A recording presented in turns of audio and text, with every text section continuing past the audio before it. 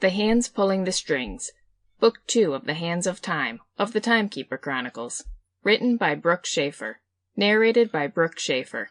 Thank you for listening, and enjoy. For Proby Taylor. Chapter 1. Fifanrahan ni Fifampiraharahan. Contracts and Negotiations. The Caves of Moroyan, 1964.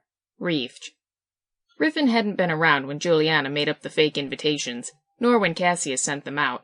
He hadn't been there to see the auction house as it was filling up with all the Tacagan leaders and their hired gentlemen killers. He had not witnessed Cassius setting up the charges, disguising them as ordinary objects. He had not been present for Cassius' speech, disguised as Juliana and promising to show those gathered something they had never seen before. He hadn't been there when Cassius dropped the disguise and set off the charges. He hadn't seen the few survivors of the initial explosions get skewered and picked off by any number of other booby traps rigged up around the room, nor had he seen Cassius fend off a particularly brutal gentleman killer who had evidently forgotten, momentarily, how to be a gentleman. He also hadn't seen Cassius threaten the auctioneer and sent him to warn everyone of the might of the cult of the Akarin. He had seen none of it, but he'd heard all about it. Cassius had returned to the abandoned temple in the ancient ruins that the cult of the Akarin used as their base camp. The dark-skinned man had been covered in ash and blood and other bodily fluids, looking no worse for wear except maybe he'd gone out for a jog. That was all death and killing was to him, an exercise, a game even. He relished it, savored it.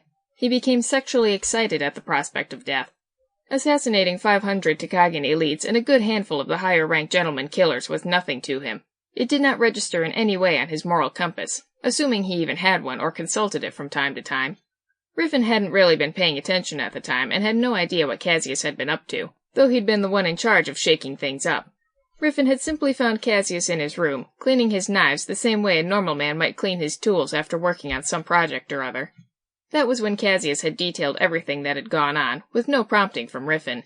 It was unclear whether he was just recounting events, or if he'd hoped to provoke some sort of response. The man's words and posture had been very matter-of-fact, which was perhaps the most frightening part. As he detailed the carnage, Rifun was transported back to his fighting days, his time in the Malagasy army, but especially his days as a nationalist freedom fighter, hoping to win independence for his home country of Madagascar.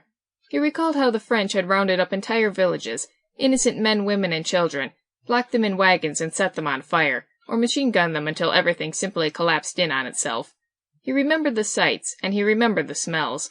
The memories haunted him at night, and sometimes during the day. Listening to Cassius had made him wonder whether the mercenary haunted his own nightmares. He'd been saved from having to react or engage in conversation by the appearance of Juliana. She wanted to know how things went, so... Sample complete. Ready to continue?